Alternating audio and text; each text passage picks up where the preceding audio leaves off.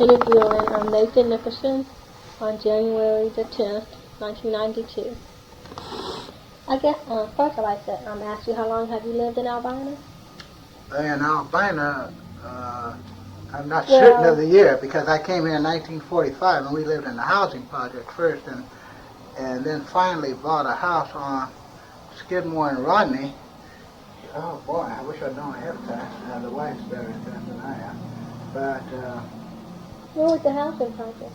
The housing project was Giles Lake. Okay. Have you been out by where the NATO kind of convention facility is out at 27th and Vaughn? Yes, I have been. But if you were to continue right on down St. Helens Road, going towards the St. John's Bridge, well then in 1945, all of that area that is to the right of that highway was predominantly public housing, which was totally segregated by race as of 1945. So in addition to Vanport, which many people have heard of, but then they had two different names for part of the housing project that went so far, and it was called Guam, and then the second portion of it that was closer to the St. John's Bridge was called Giles Lake, and I lived in Giles Lake.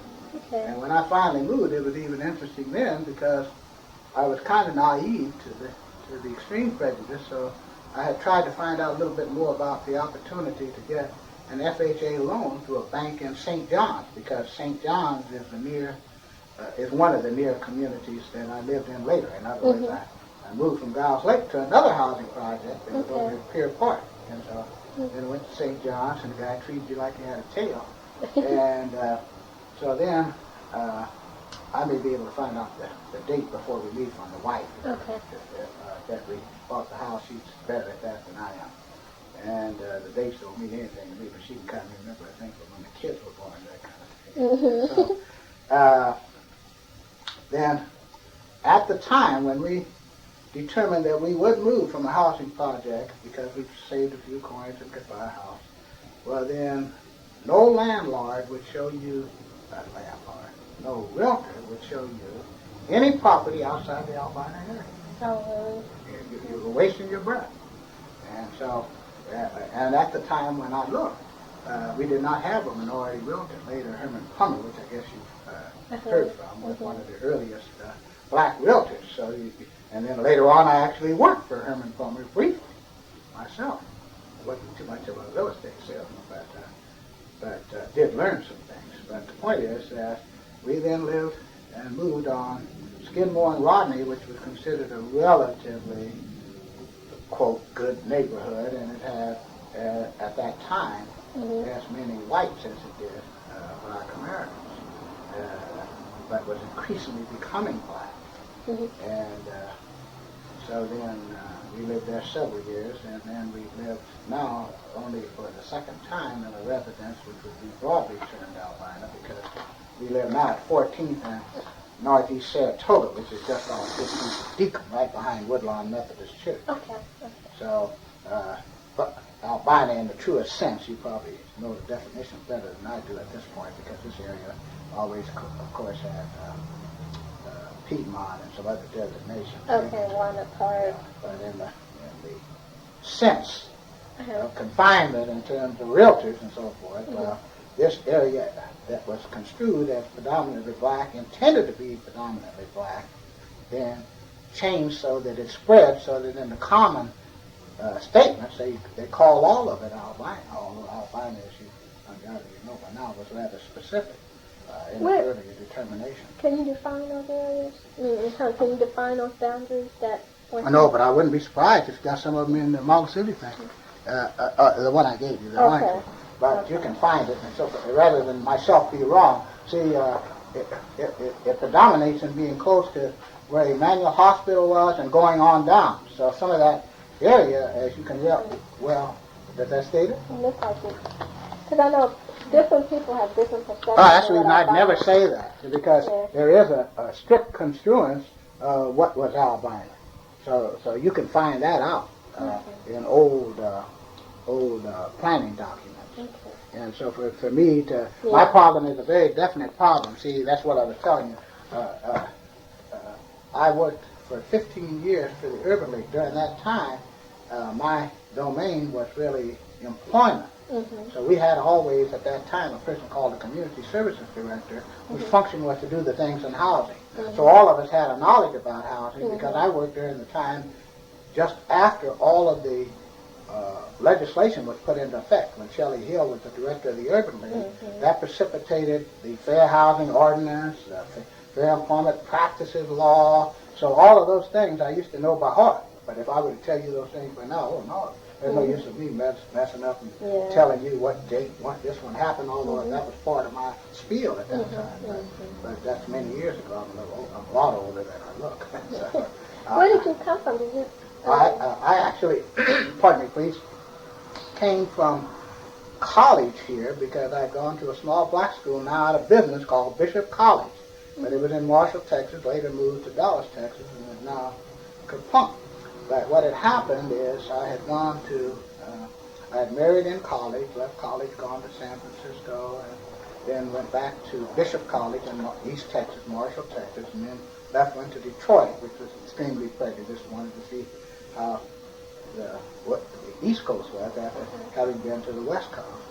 And it was so stupid that as opposed to looking as much in the paper as I should have, didn't realize it had a riot at the park, the big park, Deer Park in Detroit prior to my going there. So I'm going there entirely stupid because on the campus, which was entirely black, and we looked at the Dallas Morning News and what used to be the black papers and peripheral. So I wanted to see what Detroit was like. I might not have even been interested if I'd already known what was happening. So then we determined that I had to go back to college. So then I actually left college, and the only reason I came out here is because the wife's brother, who was 16 years old, but looked like a man, had come out, started working in the shipyard as a man, and for that time had served $600 in something like 6 months. And although today that's laughable, that was a tremendous sum in that era because of the wages and so forth. In fact, in the South, I have records, so we're not talking about a who shot John. So when I left college in the South, people were still working for Nathan Nickerson, not somebody fragmented. Worked for $1 a day, 12 hours a day at a filling station. And so just preparatory to coming to Frisco that time when I married the wife. Well then, I worked in a packing house where I made more money than allowed me to pay the fare to go out to San Francisco and then earn the money to get the wife to send for her ticket and take her to Frisco. So I'm not talking about the retail, and I'm talking about, well, that was in the 1940s, of course, and then in 45, well, then I came to Portland again after going back to college and finishing and teaching at a little 26-teacher consolidated high school in Ruston, Louisiana, which is 5 miles from Grambling. People know Grambling, but they don't know Ruston. But Ruston happens to be an all-black town. It was a black all-black town in that area, which is adjacent to Grambling. And so we came to Portland because of the opportunity to work in the shipyards, knowing that you could get a job immediately. But I really didn't know that one of the guys that played basketball with me, but not then, on prior Bishop College teams played basketball with me. Well, he came out here as part of the Kaiser opportunity to bring people out here by training free to work in his shipyard. And so it happened, the same kid that I played on the same team with, well, I met him again out here. But anyway. Did he stay? Pardon me? Did he stay? No. He stayed only a short time and he split. And I have no idea where he was. His name was Bob Geis, G-U-I-C-E. So we were able to get a house because the brother and another person from Marshall, Texas, from the White Home, had a housing project apartment. So we stayed with them because they were just 2 males, and we had an apartment that had 2 or 3 bedrooms. And then when they both got tired and went back to Texas, well, then we paid for that housing project in their name to keep that housing project. And then finally got it changed to our own name. But the reason I'm spending the time on it is because it exemplified the very first of the opportunity to see the discriminatory practices and segregation here, because the housing projects federal housing projects were totally segregated in the instance of those two entities that I told you about, Guam and Giles Lake. So there was even segregation in the instance of Vanport in that they had opportunities to put most of the blacks in certain areas, even in Vanport, which was the largest housing authority project in the world at that time in the United States. They called it the Wood, And so they had a street out there they called Broadacres, and they called it Bloodacres because there were too many Saturday night knifings and that kind of stuff. And so then when they had the 1948 flood, well then, for the first time, then the housing project that was Guam, the one just on the other side, Montgomery Ward, had black residents. The Federal Housing Authority units were 100% white at Guam and predominantly black, almost 100% black at Giles Lake. And you couldn't get a housing project at Guam. So we stayed at Giles Lake for a while, and then finally somebody had the nerve. We were not the first, but it was brought to the attention of people that there was an opportunity to go up to what was called Parkside Homes, which was far north Portland, and if you've never been to Pier Park, well, it's adjacent to Pier Park. And that's past St. John's, and it's almost to the end of Portland proper. When these housing projects ended, you had only about a mile to go to the river that went around, and it's still a kind of a port area where they bring cars and things in now. It's got a name too, but I can't think of it right now. But at a school there called Marine Ship. So we were the third black family to move into those houses, and the reason we took those houses is because the Giles Lake and Guam projects were attached projects, but the Parkside homes were individual houses. They had some that were duplexes, somebody living here and somebody there, but the one we lived at or in was a single unit with our own little piece of grass around it, your little driveway. And then it happened that later I actually worked with the park here, which is another instance of race discrimination. But at one point I had Pier Park, and I could sit in my house, and I wouldn't have to go out there when kids came to participate in recreation when my shift started. I could sit right there and see the baseball diamond from my house. But it also represented some other areas of housing discrimination, school discrimination, and the whole bit. Because then my oldest daughter, who was born here in 1946, well then she was one of the, because we were, again, one of the first three families that moved in this relatively large housing project too. Not as large as Giles Lake, but large. And these people had no blacks in that surrounding area at all. There were no blacks. So then she was one of the first youngsters to go to this school there. The wife would have to remember the name of it. And so the wife had to go up there because this teacher, somebody had come back and told the wife that this teacher said that she almost hit our oldest daughter, Dorothy, and so forth and so on. So my wife went up there to tell her that would be a very disastrous affair for her if she ever slipped and made that mistake. And so she knew she was prejudiced, but she just couldn't help it. And she finally quit. She quit the school. And because she couldn't deal with the influx of the few youngsters that were coming into that school. I want to call it Wrigley, but I'm not sure that's Wrigley.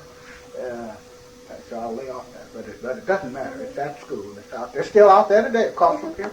Well, it's about a block off Pier Park. It's not on the same street where Pier is. So we lived out there for a while, and then, as indicated, I determined that I'd like to move over here and found out that you didn't have any choice. And so, but we looked, and we kind of liked the house at the corner of Skidmore and Rodney, and so we lived there several years. And during that period, of course, not only was the Urban League active in, again, promulgating the first fair housing ordinance, but what a lot of people may not even realize until today is that fair housing ordinance regulated the opportunity to discriminate in the instance of listings or the advertising of a house. So today, you can call a white person And you can say, well, you rent your house to a black person. They said, no, I wouldn't sell to any niggas. There's nothing you can do about it until today. Because a lot of people just think that it's still a cut and dry thing. But in the instance of somebody doesn't want to sell it, they can do it today. Mm-hmm. But the more important thing that's so dramatic to people who are younger like yourself is that the realtors themselves, when finally they became about Herman Plummer, it's too bad. I can't remember when Herman started, but one of the Plummer family was probably... Is he still alive? Pardon me? Is he still alive? No, he's dead. Oh, he's dead. But his sister-in-law, Mrs. Ulysses Plummer, is still alive, and her daughter's here. And they lived in the area, too, because there are several oddities that are kind of skipped. So prior to us moving over to Skidmore, there was a time when you couldn't have moved to Skidmore. When we first came here, then when we come what you called across town, well then in the area where the Coliseum now is, that's where the little conclave of blacks predominantly was here. Now there was a characteristic which many people did not know, because during my era, I started to work for the Urban League in 1963. Well, during the 1963 era, well then, contrary to people's expectations, part of my presentation when I talked to groups would be that although there was extreme housing discrimination, there had been black people who lived during that time in all but 3 tax precincts, because some of them lived there before the whites. So you had the isolated people like Catherine Bogle and some of those old-timers who lived in those areas before whites did. So although there was great discrimination in terms of another one moving into those areas, in some of those tax precincts there were isolated blacks. So when you see old families like the Rutherfords and the Bogles and some of those families, oh no, they can tell you that some people lived certain places a long time ago, despite the fact that you would not have regular access to just go to a realtor and have him show you another house in that area. Oh no, that's a whole different ballgame. And during that era, and for many years after we moved to, even in the instance, I hate to say when it changed because it's kind of hard to, I'm not good at that. But I would say that way past the time I worked for Plummer, let's see, I was already working for Recreation. And so I would say sometime in the 60s, Ainsworth was a gentleman's only agreement street from end to end. From end to end. From down there to And I know with certainty because we would start looking, because Herman Plummer's first office was down in the Williams Avenue area. It was the same place down where the NAACP office is right now. Exactly. That was Herman Plummer's real estate office. And so we would look in this area, and so you could go get a reverse directory from the tax office, and you could access a telephone number. So you call the person, and you already looked at the house, and you take your people by because by that time, people had gradually been moving in isolated instances into all of these areas. But again, it's too. I'm 70 now, so it's pretty hard. Are you 70? Oh yeah. So the years, they don't mean anything to me anymore in terms of specific years. So you could probably find some other ways to get the exact years. Although it's true that, I don't think there are any realtors that are available that were here during that time. There was a woman named Barnett. She was a realtor for a while, and there were several other people later, but Herman was the first. He came from Kansas out here and went to school. And the other Ulysses, he became a lawyer. He was one of the first black lawyers in this area, Ulysses Plummer. And so there's a Plummer family out here, still the remnants of it here. But anyway, to make a long story short, then what we'd do, we'd call. And so you'd get that reverse directory, and you'd ask this person, were they willing to sell their house? So they just tell you on the phone, which they had an opportunity to do. No, we wouldn't sell to any niggas. And you called any of those houses, and they had a gentleman's only agreement. You couldn't get in. I don't know when the first one got in. It's kind of interesting because you don't have any problem in seeing it's predominantly black now. But that's a characteristic of what has happened in nearly all areas in any part of the United States where whether they termed it blockbusting or whatever they termed it. The first guy tries to get a sale, and then the next guy comes along, and the white realtor tries to scare all the rest of them and say, well, Splibs are going to move in here, or whatever you want to call them, and then get a scare going, and then somebody else panics and then sells, and then they're able to manipulate the property. Okay. They do it everywhere. They did it in Atlanta on Peach Street. You go down there before they had the great number of people that flocked to Atlanta. They did the same thing in the class areas. So you go through there, and when that first black moved in there, oh no, there's 30 signs go up the next day. And literally, he's not talking that talk. So then, back to the waterfront, but the times you'll have to clarify, boy, Shelley's not as short, Shelley Hill's not as sharp a guy told me as he used to be, so I don't think he wants to talk too much about it anymore. And he's not able to get he's worse than I am in getting the dates, although he was extremely sharp. He's the guy that pioneered the fair housing law and the fair employment law. Oh, yeah. And then there was a black named, Mark Smith, who became head of the civil rights division. And he was one of the pioneers, but he's dead. He's long dead. Mark is long dead. But there is a white guy named Russell Payton that followed Mark, and he got some Human Service Awards. Now, Russ is an old-timer, and Russ knows some of those things because he's a white that was active in the Urban League and active in human rights way back then. He was active when I first came to the Urban League. Yeah, now, Russ may be sharp. Don't tell him I said he might be. Yeah, he might be. So, Shelley Hill, he has been identified as a community leader. Oh, yeah, those people putting all that crap down there. See, what happened is Shelley actually was a good example of what happened because he came out and he worked at the air base because it was a service obligation. He had charge of recreation at the air base, although he's a very small individual who probably wouldn't have qualified for duty. Mm-hmm. But then during that era, then there was a white guy who actually was the very first head of the Urban League. And so he got killed in a car crash. Mm-hmm. And then Edwin Berry, who later went to Chicago, was the initial black head of the Urban League, and then under him worked Shelley Hill as his employment director, because he used to always have an employment person. Later I became an employment person, and he always had either what you call a community development director, who had housing and public accommodations and that kind of stuff, and whatever other personnel. And so then when Bill Berry went back to Chicago, then Shelley Hill became the executive director here. So Shelley was the director during, quote, practically all of those formative years. I'm not sure. Yeah. I'm not sure when he started, but we're talking about, in the early 1950s. Okay. How early then, I'm not even sure myself, because I worked for the Park Bureau before I went to the Urban League. I worked 12 years for the Park Bureau. I was the first black to work for the Park Bureau. The Park Bureau totally discriminated. I was the first full-time black to work for the Park Bureau. Oh, really? The only reason I worked for the Park Bureau is because by that time I'd done a variety of things. So when I was running on the railroad from here to Los Angeles, well, then I'd go down to the Urban League and then I'd check out jobs. And I have a propensity for taking tests. I love to take tests. Tests don't bother me. But they had a lot of discriminatory practices in civil service and everything else, but it was just a challenge to me. Mm-hmm. And so when I went down to the civil service, went down to the Urban League office this time, well, Shelley said, well, I saw a friend of yours the other day. I said, yeah, who's that? So he said, well, the lady that was over the Park Bureau, I think, Dorothea Lynch. He said, Dorothea Lynch. Well, she was notorious for being totally prejudicial.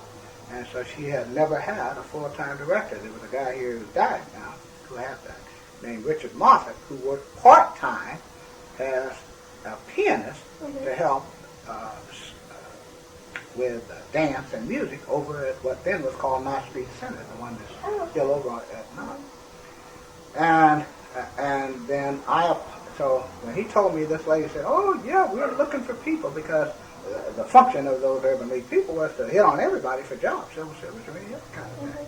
And so I said, yeah, well, that's awful peculiar, because I've had my application in, and I've even checked to see what was going on, and I already took the test, and I knew I scored prohibitively high, because I had a white woman who took the test with me, so she exulted in how high and how well I operated in the oral, because they gave an oral along with other candidates. Mm-hmm. But that was my forte. I'd already been a recreation director. So when they asked me those questions, I knew more than the guy that was answering the questions. Mm-hmm. So I knew I did well, but I hadn't got a call.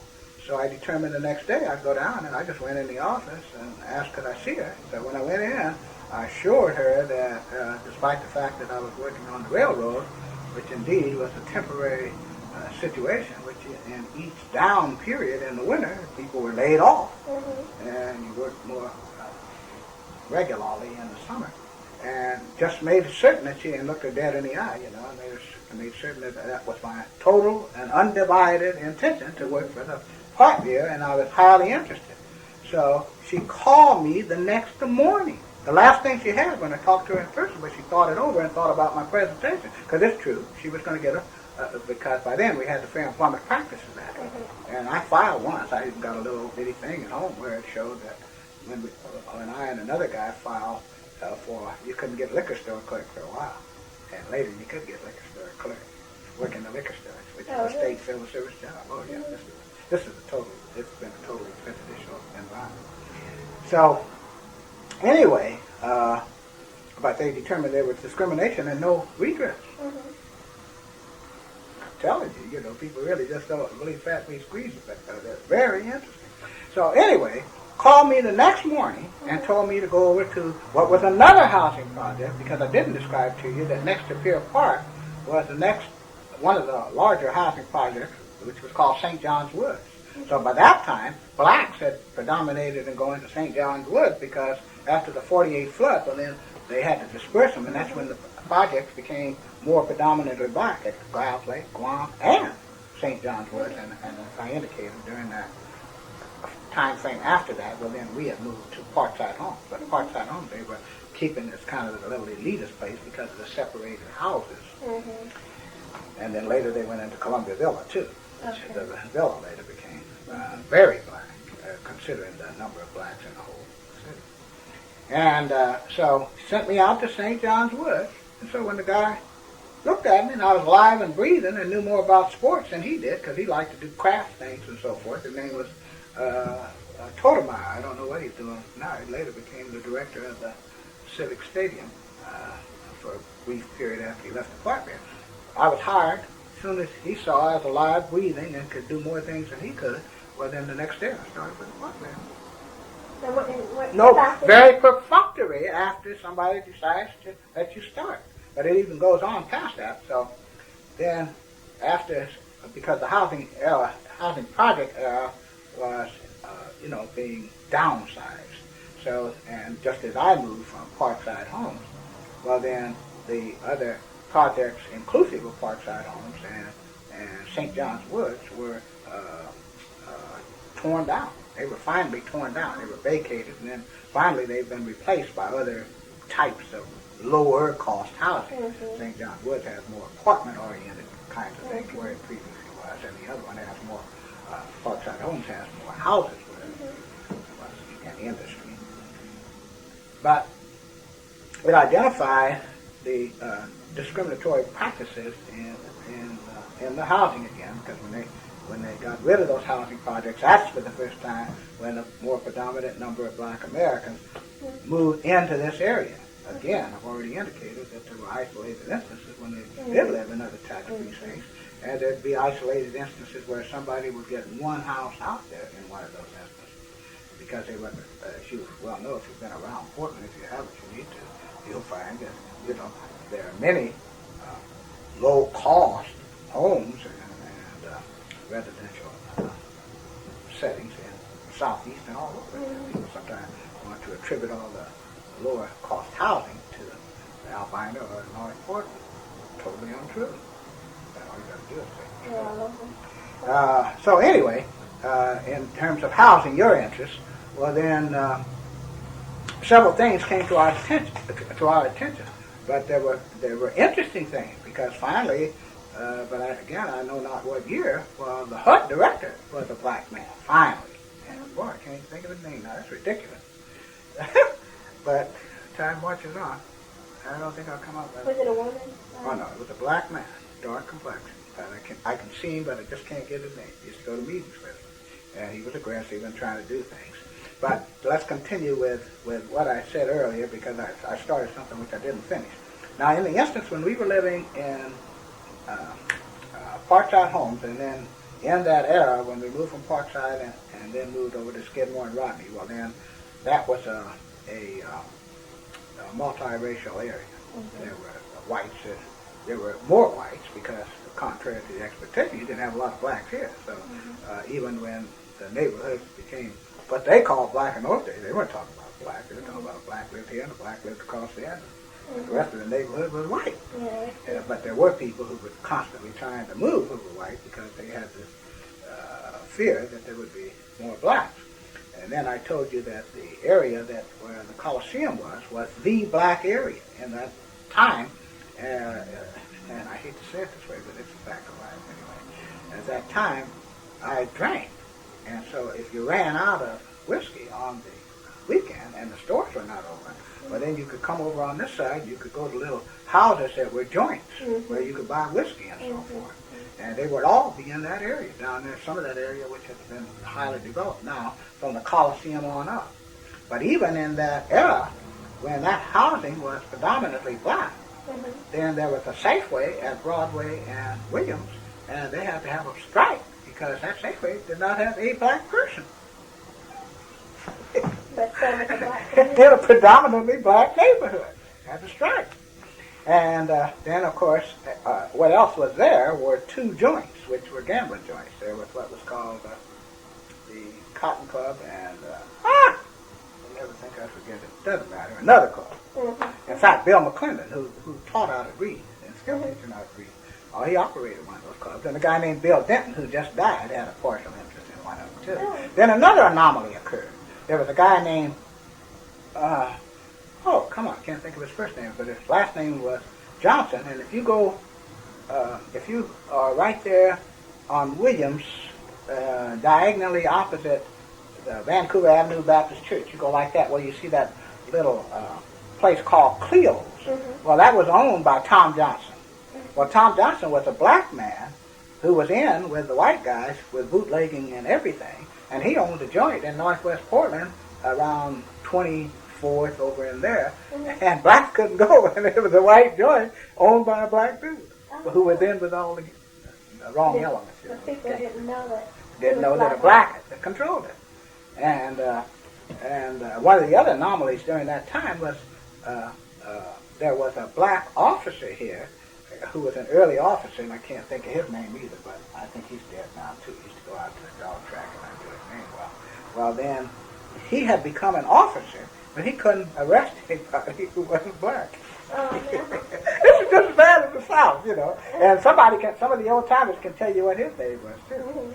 And I used to see him a few years ago. He may be dead now, but he used to go out to I still see him at the dog track. He had a very bad reputation because he death on blacks, you know.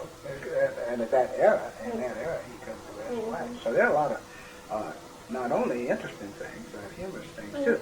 But finally, the point is that they did get rid of that area, and so then most of the time you had to get a white realtor. Herman Plummer was again the first black realtor, and then finally there. Somebody who might know a lot about housing is Marvin.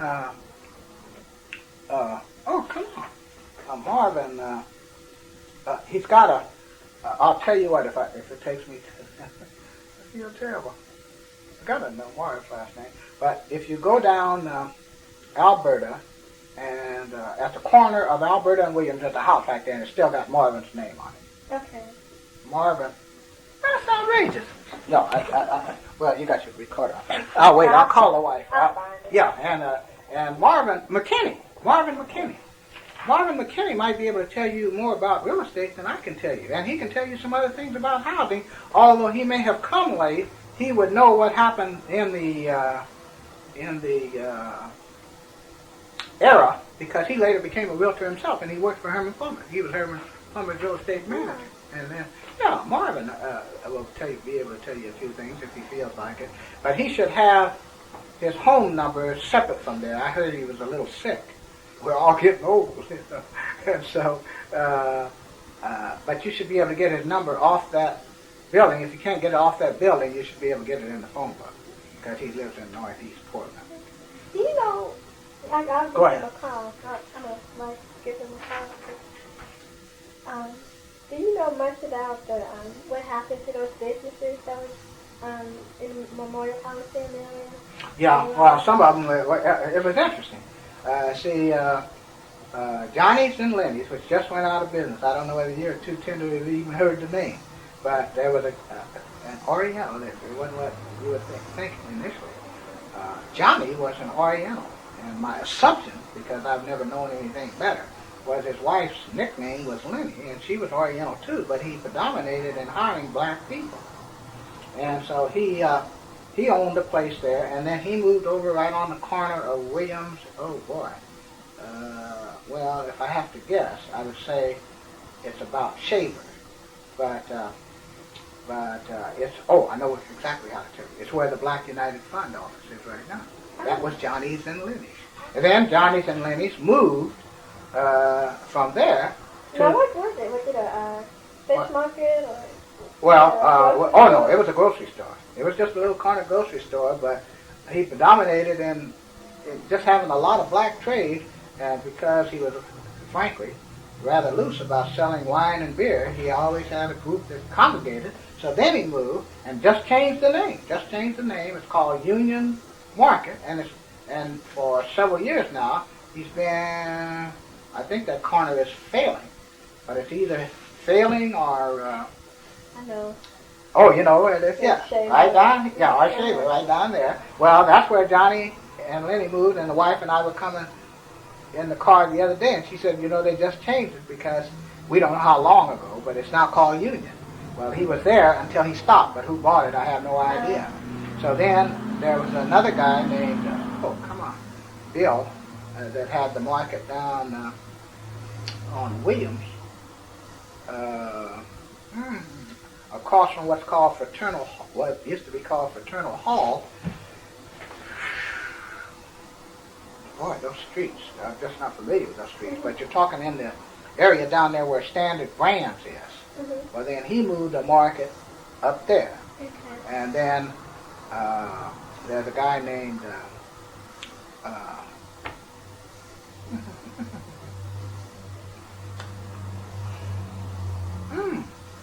I've almost got it. I'll get it in a minute. But this guy had a kind of a little combination nightclub, and so he moved initially.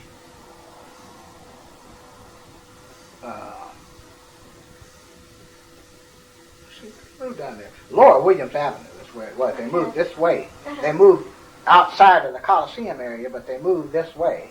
And then he ran a little joint, and then he moved later up on Alberta about 13th on the right-hand side. So they were moving. They were relocated. Oh, yeah, they relocated. Yeah, well, the funny thing is, see, there are a lot of anomalies about housing that people really don't understand. There have been opportunities that have eventuated because of the difference when the Portland Development Commission gets involved in moving housing versus when it's the city taking over. I can't even think of the proper title when the city take eminent domain. So when the Portland Development Commission and some of those entities move, well, it's actually been made lucrative to the people who move because they get more of the appropriate value for the movement of, quote, their house or their property. So right where I live now, I live right on the other side of Woodlawn Methodist Church, just at 14th and Saratoga. Well, they built condominiums across from my house. Well, the people who lived in those houses, if you lived in a house or an apartment and you rented, then you had the opportunity, people don't even want to believe it, you could move in southwest, southeast, you could move into the square footage that you had, irrelevant of price, commensurate with what your rental was there. Footage. Cost could be $10,000 more annually. And if you found the place, then those were the conditions. It was based on your footage. And the same thing was if you bought. If you bought, you got total fair market value for your house. You didn't get eminent domain. You got the opportunity to buy a house with that significant amount of space and yard and amenities. So it was made attractive for many of those people who moved under Portland Development Commission guidelines. one of the things that happened during that same era when I was working for Herman Plummer was then I became familiar with the first time, even though my area of concern was employment, but I knew what was going on in the other arenas. Well then, I had occasion both when I worked for Herman Plummer and then occasion later to become familiar with Emmanuel Hospital. So in the instance of working for Herman Plummer, then when we were first operating, Emmanuel Hospital was a hole in the wall. Emmanuel Hospital had a building and then had another building over there. That was Emmanuel Hospital. It's still, those old buildings are still. The old building. There's The building in front of it, that was awful. And so then they had an opportunity, supposedly, for many of those blacks in that area to sell their houses. And so it was really kind of funny because during that era I had become more active with differentiated kinds of groups. So I had got on a Chamber of Commerce committee, which was discriminatory too. I'll speak to that a little later. But because these arenas piqued my imagination because a lot of this stuff I've forgotten. but because I was on one of those groups, well then this guy had been a guy one time who was way out southeast and he owned a golf cart business. But he was filthy rich. He was a millionaire. And so he condescended to talk to me and communicate. So one time when he and another guy had cornered me at the meeting because they tried to pick your brains and so forth, well, they were uptight because there was a real good advocate here, a black lady named Marie Smith. Not the Marie Smith that recently died. It was maybe I've got part of her name wrong. I haven't got that other one's name quite right yet. I'm not sure the wife can give it to me either, because this one was active in housing.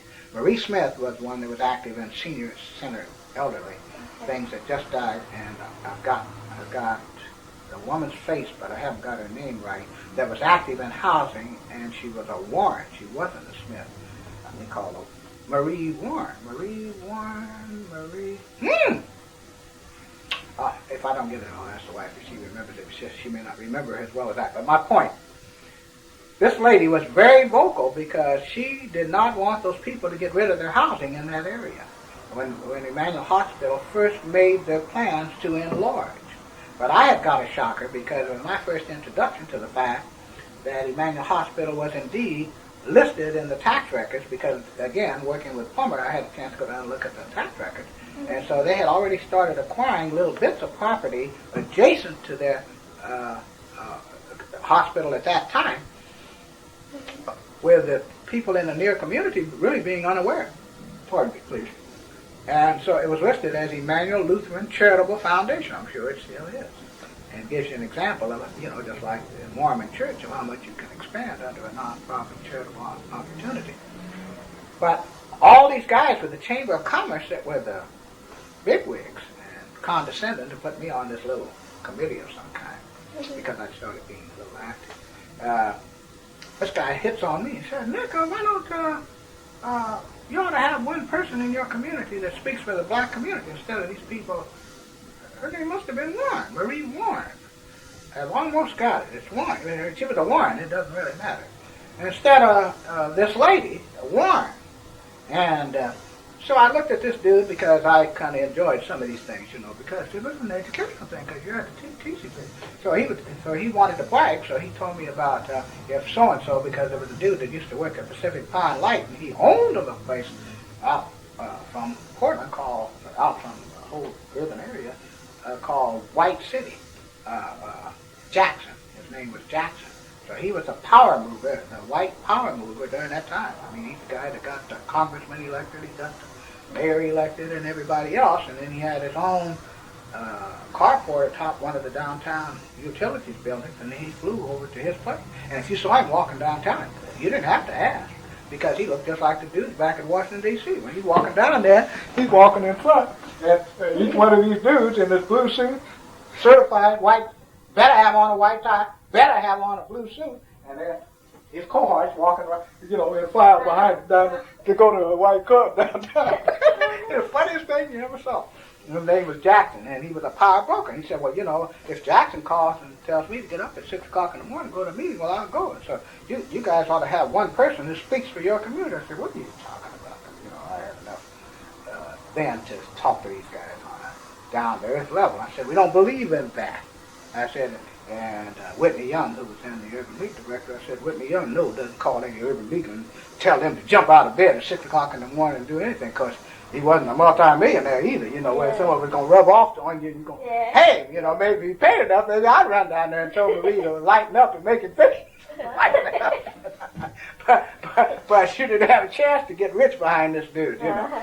And so I told him that no, that was inappropriate, and she was very effective, and she spoke very effectively for herself and her constituency. But she had some property down there, so she was trying to make sure they got the property value out of their property. Some of those houses, she forced all of them a little bit, because just before Emmanuel, on this side of the street, well, some of those people could have sold, but they didn't.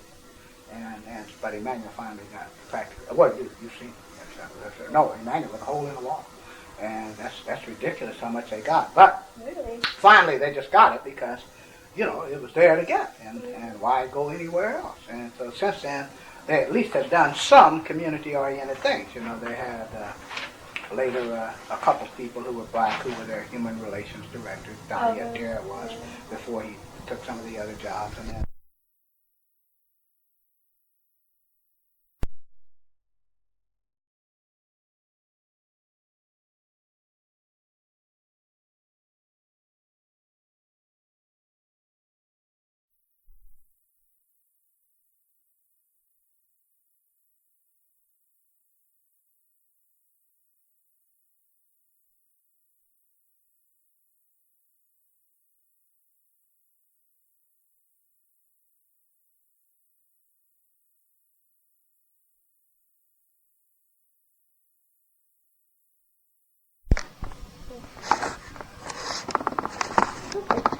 When you was at the Urban League, what position did you have? I started out as what's called the employment director, and the full title then later became director of,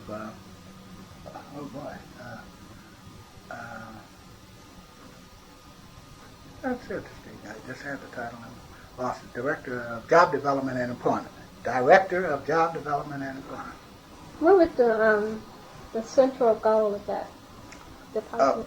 To increase the opportunities available to minorities, to get committees formed from our board and interested other participatory individuals or groups, to encourage industries, companies, whatever that had previously been unprepared or frankly discriminating against minority groups, to encourage and to employ minority groups.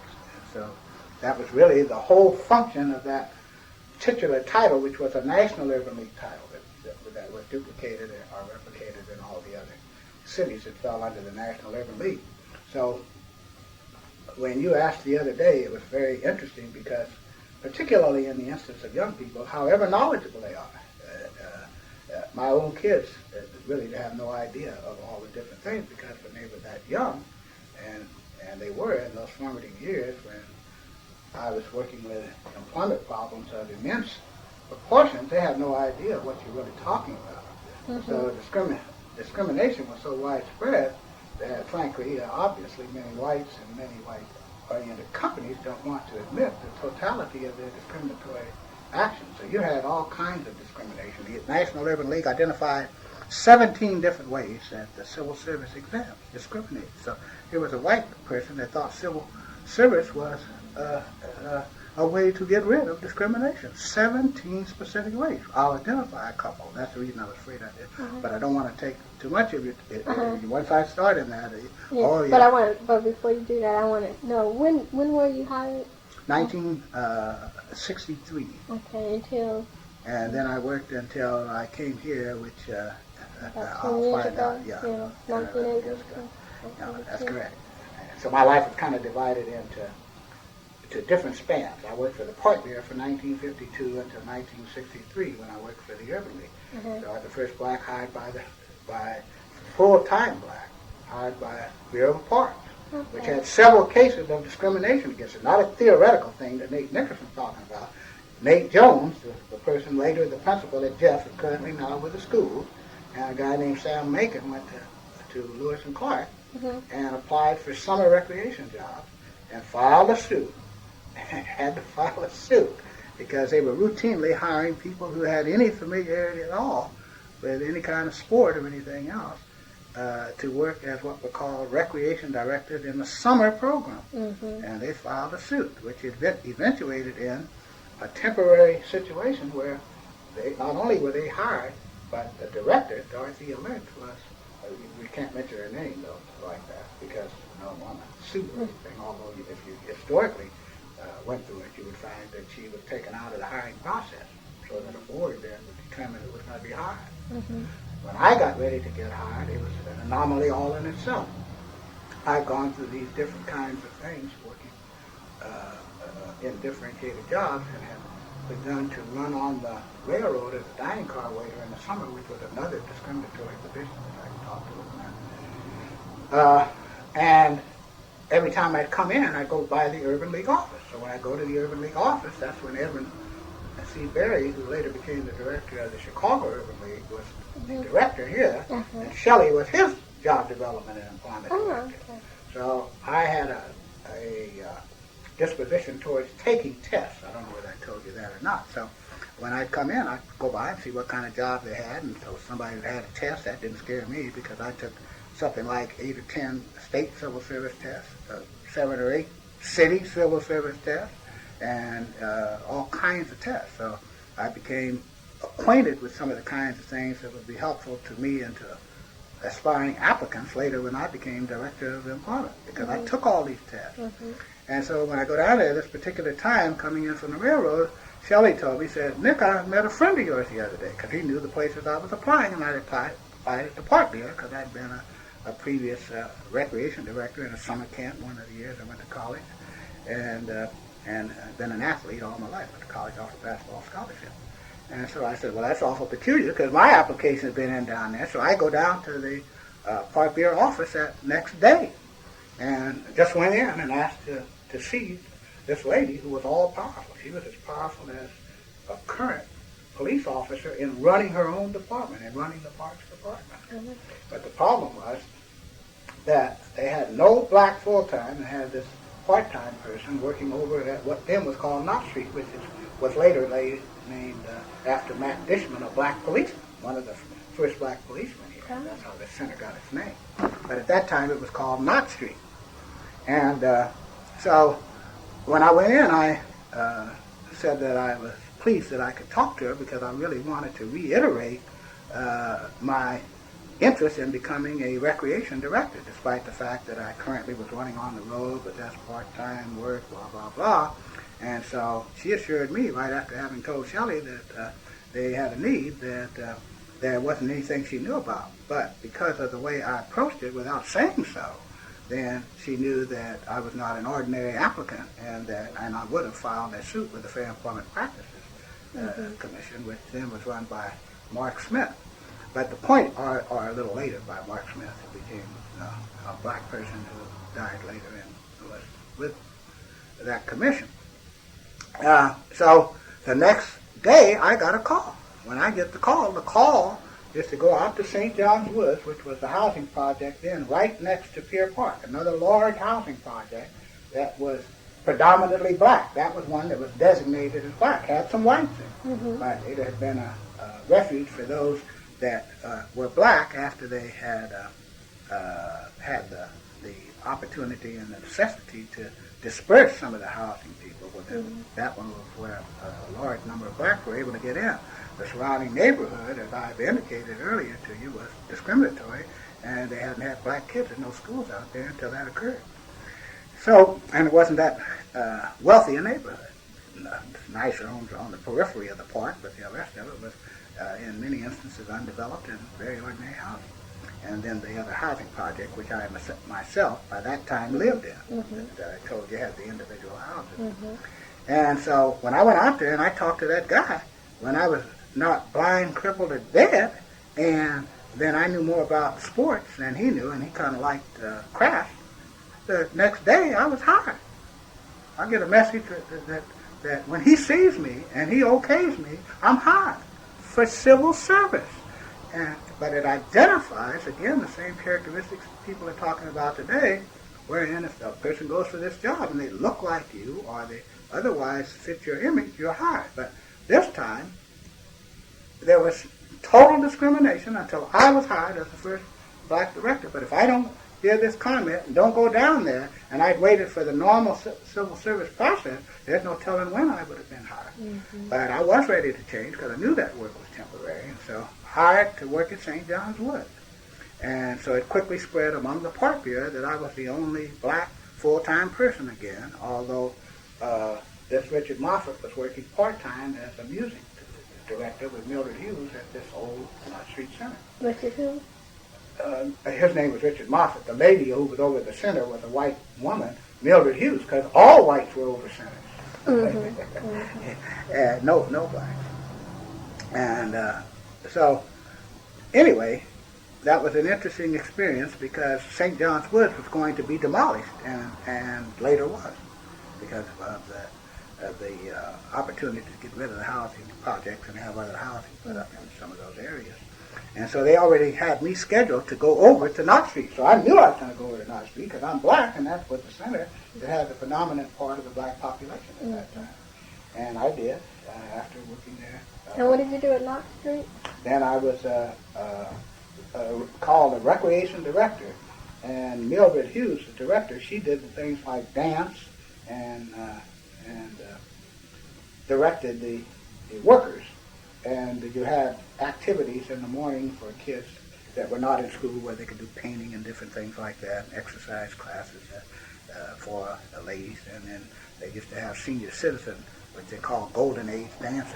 And it was very interesting because at Knott Street, because of the nature, and that area, don't forget, was still proportionately black even in that era. Okay. Well, then the dances that they would have would all be square dancing with 100% white population dancing upstairs because it had an upstairs then as well. It was an old school.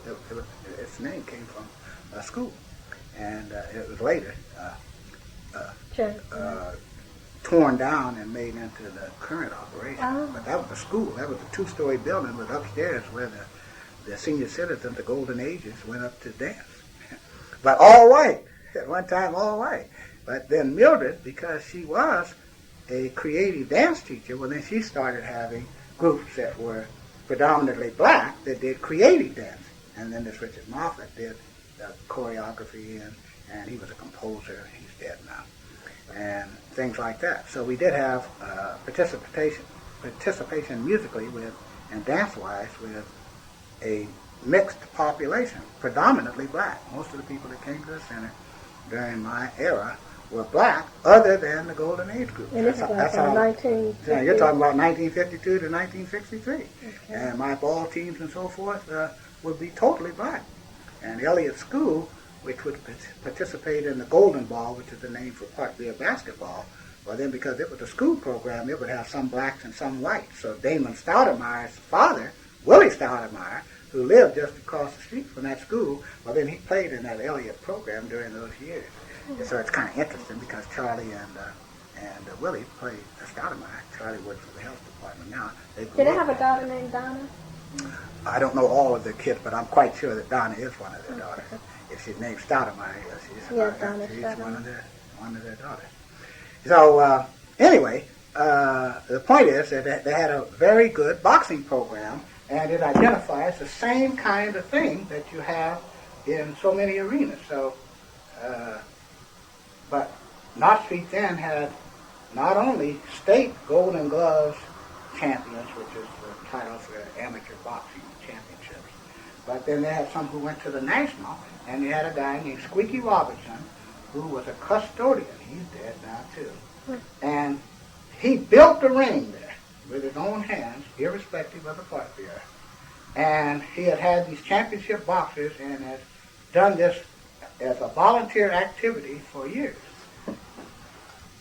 During the time when I was there, helpless to do anything about it, Squeaky, which was his nickname, then was told that his services were no longer required, and with the help of the white-dominated boxing structure outside of Knott Street, well then they put in a person who was a person with no more schooling, no more education than Squeaky Robertson, and he came from Vancouver. His name was Clyde Quisenberry, and he got eminent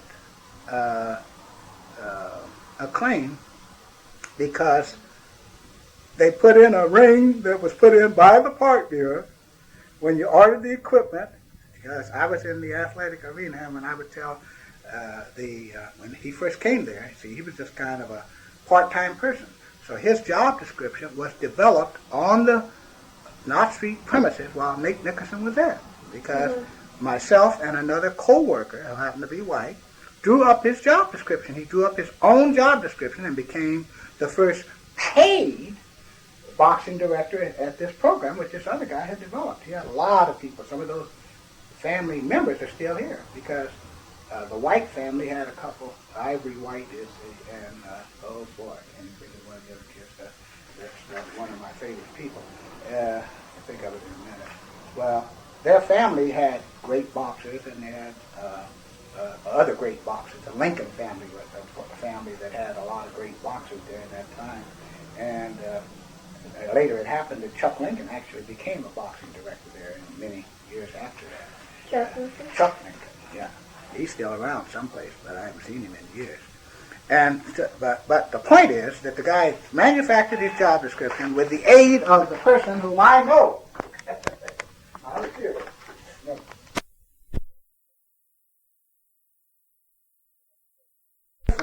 So the first thing is that, of course, later that became a civil service job, but because this person wrote it up, because I saw it. It's not a theory. It would be interesting to check to see if a boxing director job is still in the city civil service and what the requirements are. Because since this person, along with Squeaky, did not have the college, well, then he emphasized the years in boxing, which the other guy had, and nobody ever decided they would pay him or anything else.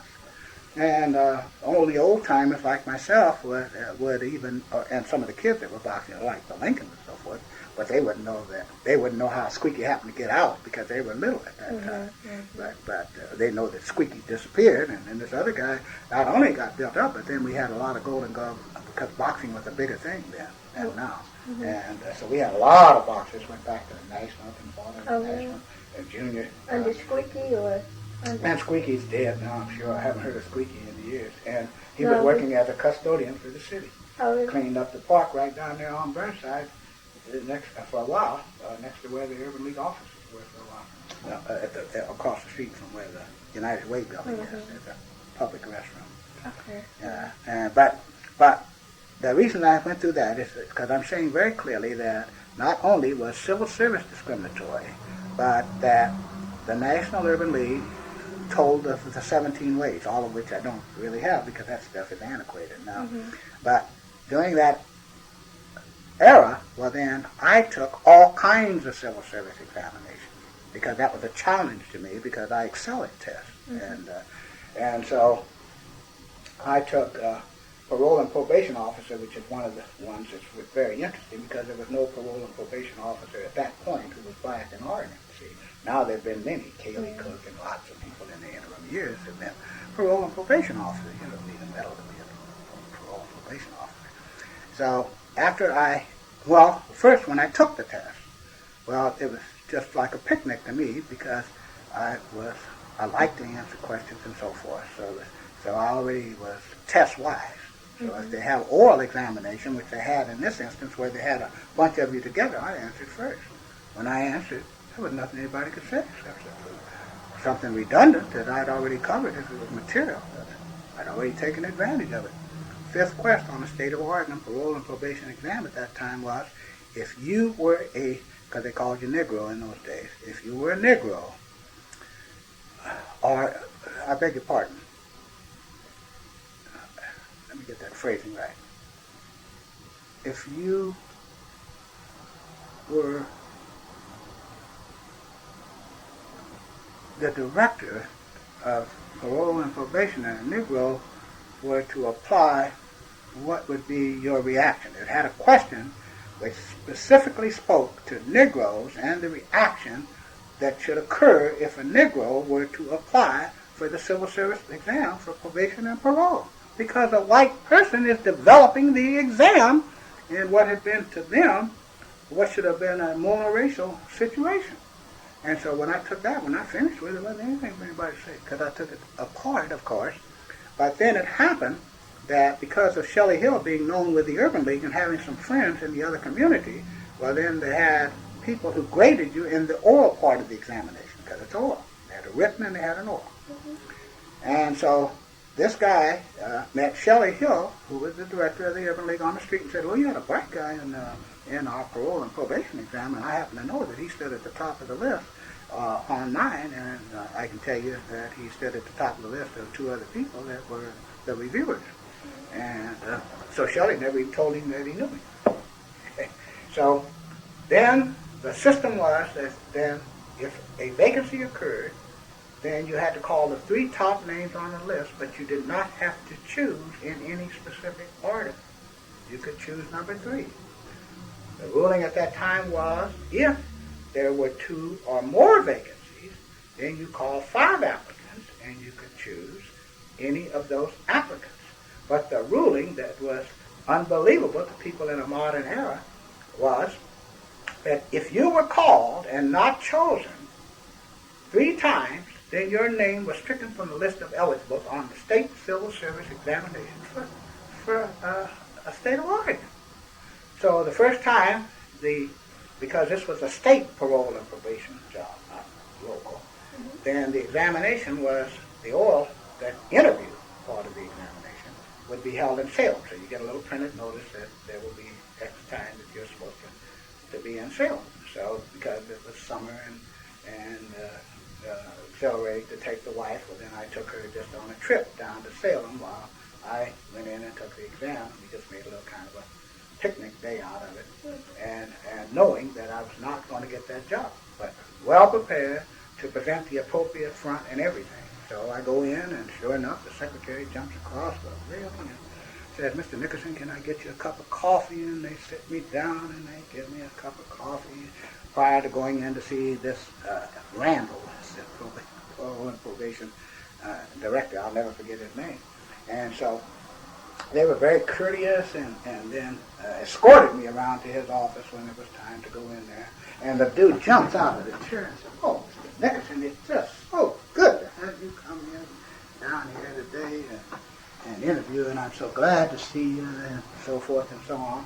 And then he told me that the job was in the Indian reservation, and the Indians were on the warpath down there, and blah, blah, blah, and the Klamath Falls, and so forth and so on.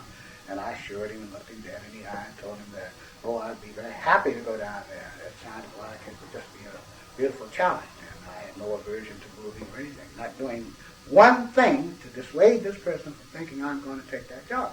I'm not thinking about going to Klamath Falls, but I'm not doing one thing to give an inappropriate response, and I was interview-wise. I interviewed people to send people out to jobs. I told people how to respond, how to act. That's my forte. Because I took so many myself. Later, that became my forte. So he assured me that, and shook my hand, and assured me that he had some very good applicants, he was sure, and he didn't give anything to incriminating or anything. And don't forget, you're in an individual room. Secretary, nobody's in there. Went down for the second time, and it was in Pendleton, and there were all kinds of problems down there. Just, it'd be a terrible place to move and live, and so forth and so on. And I assured him I was interested again. And so then I went the third time, and your name was stricken from the list of eligible. The person who was number 1, they had a concrete way to get you off that list, because all they had to do was interview you 3 times. Your name was stricken from the list of eligible. No reason given or anything else, just didn't choose you. So a lot of people a lot of white people today, they don't really understand, and I don't have a listing. I'm sure that somebody could write the National Urban League and say what were the ways they documented, but there were all kinds of ways. And so I became a test expert. Now, I told you my own interviewing deals, but then later as I became a director of job development and employment, well, you say, what do you do? Oh, I got information. I learned about all the different techniques that people utilize in many areas. So later, when I had become a director with the Urban League, the relevance of what I told you was that I had a guy who was a much more liberally oriented person whom I contacted with civil service about custodial work.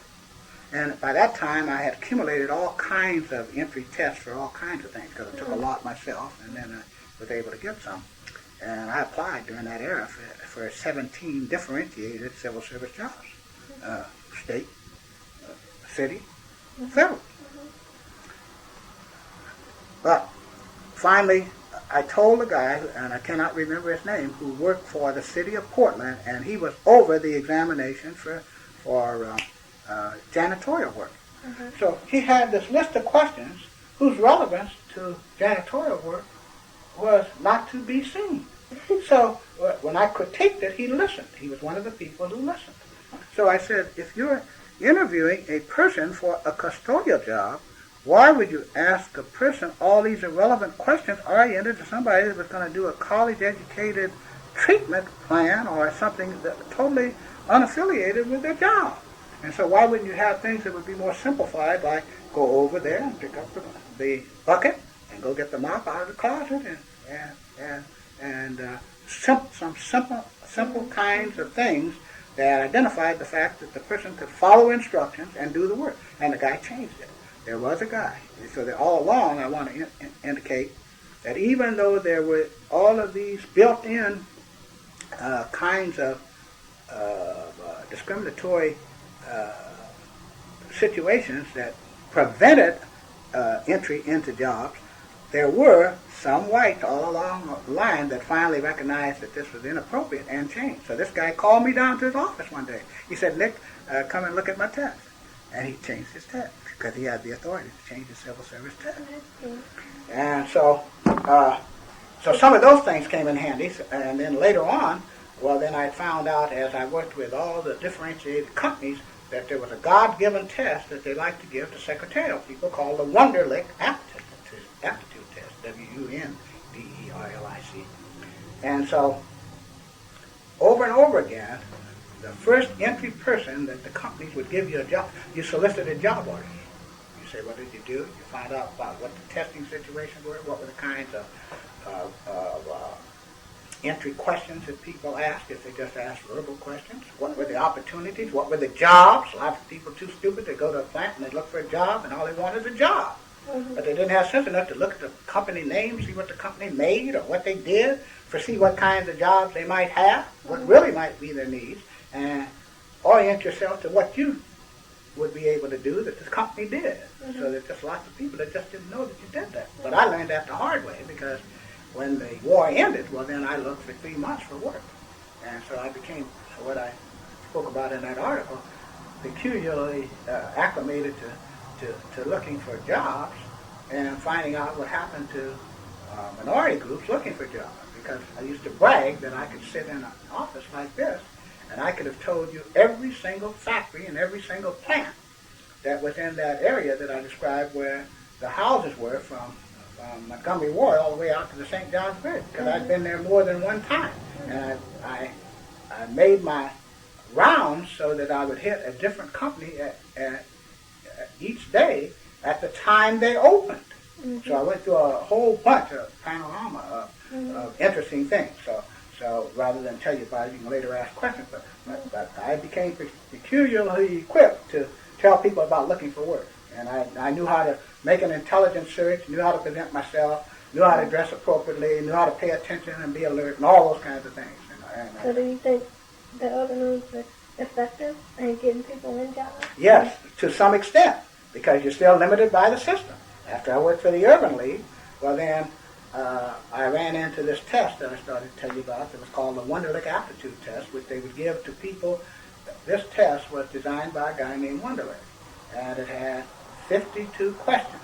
And based on what kind of job that you wanted, well then this test would say that if hypothetically, and I have a copy of it somewhere, but it would say if you got this a number of questions right, then you were able to be a custodian or a laborer or whatever. If you got another increased number right, then you could be a clerical or a lower level person who didn't have computers in. So when I say clerical, I mean writing and something. And if you're going to type a few more, and if you were going to be a foreman or a lead man or whatever, or finally all the way to a teacher or something, what kinds of points you got on this test out of these 52 questions. So over and over again, when I go to all these companies, well, then they would tell me that they were giving the Wonderlic aptitude test because this guy's test supposedly was sacred, and I had to fight, literally, intellectually fight with people to get them to understand that those questions were irrelevant. The questions would be such questions as if you and your father went fishing and you caught 4 fish and your father caught 4 times as many fish, how many fish did your father catch? Then they would have ones that would be what I call vision tests. If you were to take a straight line and divide the following figure into 2 parts by drawing a line between 2 points, then what would your answer be? What would these points be? And all it meant was that if a person was a seamstress and they had a square and they wanted to cut armpits out that would be triangular, that they'd cut it in a diagonal line. But they used all this bewildering language to ask somebody a very simplified question that didn't say that you had to have any algebraic knowledge. But even the one that asked, would you, if you caught 4 fish and your father caught 4 times as many fish,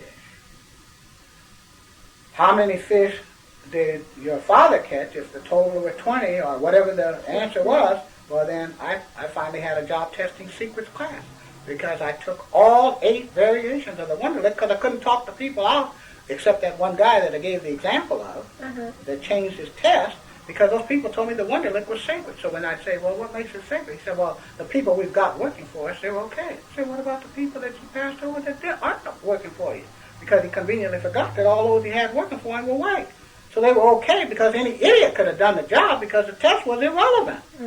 So then I gave this class called Job Testing Secrets, and I told the person, I said, anytime they tell you what the larger number was that was caught by the other person, just add 1 to it and divide it into the total. And it'll tell you what both of them cost because it's the same as knowing algebra without knowing it. And so then the crowning insult to the story was that I had a particularly bright applicant who was typical of what the whites wanted for their first black secretary. Because she happened to be very, I won't say her name because you've got a right entitlement not to have it used, young girl. Because she was very light complexion and she could speak authoritatively and intellectually to you. Didn't mean she could do a better typing job than the next person. So when she came in and I had a job offer from Crown Villaback downtown, and their employment director at that time had a broad accent, which if you did not know better, you'd think was Southern, but it was a Boston accent like President Kennedy. So he called me and told me that he had a secretarial opening. So before I send this client down there, well then I have her in my office and I show her the Wonderlic aptitude test. And I brief her on all of the kinds of questions because they were English questions, they were the kind of algebraic type questions, and I categorized them and had given this class. But then for her, well then I happened to run her through one of the tests, and so, because they had A, B, C, D, E, F, G, H, I think there were 8. And he gave her the same test that I just ran her over. Gave her the same one. Didn't give her another variation. If I ran her over 8, gave her 8. So about time after she gets down there and she's able to take the test, the guy called me on the phone. I got a phone call. He said, Nick, I got the highest score I ever got on a Wonderlic. You know, all I could do, keep from hollering, you know. So he hired her, and typical thing, and you took the elevator, went down to Crown V, and went up to the supervisory offices. She was the person who greeted you at the front desk, because she had one. And she was light complexion, so she gave a good impression. Was not the best applicant. Wasn't going to stay there. But she was the one I used to break ice. I used her more than once because she always gave a good impression. But it gave her one person. She was going to quit, you know, rather than the work. Because there were some other things I didn't go into. So the point is that you use some people to break the ice with them. You try to break down the test and try to get the test to be more realistic. Then you got some companies to aid you. So you had what was called an employment board, right? An employment advisory board. One of the greatest guys I've ever met is a guy that used to be the personnel director at Tectonics named Tom Sloan. He's working with Graphics or somebody else now. He took one of the spin-offs. And so he was interested in getting people to Tectonics, and he did a lot of things.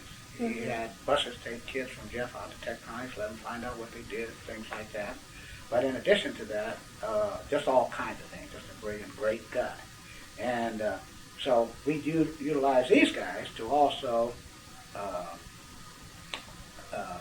impress or condition others to trying to hire their minority folks for the first time.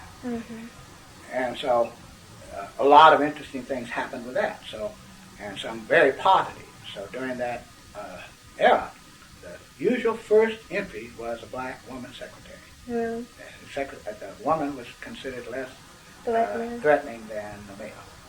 And so I got more opportunities for secretaries than anything else. And then I got an insufficient supply of kids who would come out of the high schools who could type at the entry rate. Well, let's pass the Wonderlic, because I could help them with the Wonderlic. But they had to pass the Wonderlic, and they also had to type. So in order to help them type, I went down to the post office, and the Federal Post Office had typewriters like they were going out of style, and I'd already made contact with them and asked him could I have those typewriters, because he saw these typewriters in the room. So for, I don't know, 3 or 4 years, I had something like 12 extra typewriters that we made available and had people giving help at the Urban League headquarters for typing on the typewriter. And so, do you think much have changed? Oh, yes, it's changed tremendously now. But the problem is that there are still little pockets of discrimination that exist that people don't, quote, ordinarily see, or that are so illusory in terms of promotion. If I were to look at you and you would look at me, and you say, oh, God, he seems kind of bright, he or she ought to be considered for a promotional position. But if you go and look at a company and you see and you see a few faces that are minority faces, but if you don't look at promotional things and so forth, then you don't realize how discriminatory things still are. So a lot of people, and particularly white people, who think that the affirmative action fight was a fight that should never have occurred in the first place, then say that it's discriminatory to still pursue it today when the results to you, a minority person who's looking for a job, is unequivocal that what they're interested in is seeing an appropriate representation of minority folk in all gradations and all opportunities that are out there. Not just relegated over here finally to say that, oh yeah, they accepted you as janitors, but what about promotional opportunities? So the things that come to mind are very many. What happened is that there was an absolute ban. You could not get a black person in a truck driving opportunity way back there. You couldn't get him. And so what type of jobs were available? What kind of jobs did he work? Custodial, or else laboring kinds of jobs.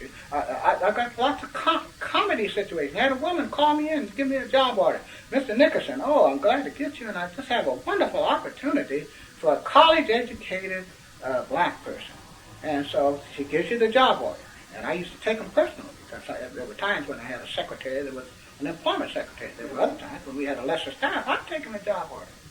So the lady tells me she wants the college-educated black person, and she builds up the job, which is cleaning up dog manure in her dog kennel. So help me God. And you cannot believe it. You're listening to this woman, and she's telling you what a wonderful opportunity this is for a college-educated black. So when they got so ridiculous that you could not help but tell them that was not quite appropriate for a college-educated black, and that those amenable upward opportunities were really non-existent, because don't forget all the time that I'm doing this, I'm studying the job structure. I know job structure. That's my job. I enjoy it. I'm doing everything I can to explore all the kinds of opportunities. So that particular woman, I told her I didn't know a college-educated person in America that would look at that as a viable opportunity to exploit the college-educated skills that they've just taken their time to learn. And then the salary was, and you haven't even got to the salary, but when she gives you the salary, then you know it's totally out of line with what their supposed opportunity for advancement. So when did college-educated blacks begin to only gradually and based on the kind of fields and so forth. If I had to guess, see, the problem with something like that is even, it matters not whether you're with the Urban League or anything else. See, as the population increased, don't forget, it was interesting that a lot of people would ask the question just like you did, or worse. They would assume that the Urban League knew every black that came into Portland. Some blacks that came into Portland didn't go to the Urban League to try to get a job. Some blacks started looking for the job based on their own, quote, experiences or whatever their natures or whatever their knowledge. And so as that population increased, there were many people who got a job that had already been cleared because something appropriate had happened. So differentiated industries progressed at different rates. But you still had discriminatory patterns, as I intimated when I said, what about supervisory things? So at first you started getting people who would go down to the telephone company and a few girls would be operators. Because every Urban League, even in those early eras, were encouraged by Pacific Northwest Bell and Telephone Company to have their executives be on Urban League boards. So some of the banks and some since of the beginning? Since my time. Okay. When you say beginning, that's another question. When Urban Leagues first started, no, you still had rank discrimination, as I told you, when I was going down there for the era of Shelley Hill and Bill Berry. But gradually more and more whites were recognizing that blacks did deserve jobs. But if you speak to the white mentality as though it's a one type mentality, that's no more appropriate than speaking to black mentality. Mm-hmm. So everybody didn't just accept that blacks could do those jobs. So sometimes they were looking for higher scores, and then sometimes they would again hire you, but they wouldn't promote you. Mm-hmm. And so you had all kinds of differentiated kind of characteristics that exist to this day, some of which people don't see. So, for instance, sometimes it's interesting built-in things that people don't understand. Finally, I realized that although I had gone down to the bus company, because you use buses, that I never even saw a black baggage handler at the Greyhound bus station, which then was downtown. Mm-hmm. And so I had all kinds of ways to contact people. I'd just go in my car and write down names of businesses and the address. Then I had my secretary write a letter to that business after I found out who the manager was, or sometimes telephone directly and ask for an interview. And so you got different kinds of responses from this kind of thing. But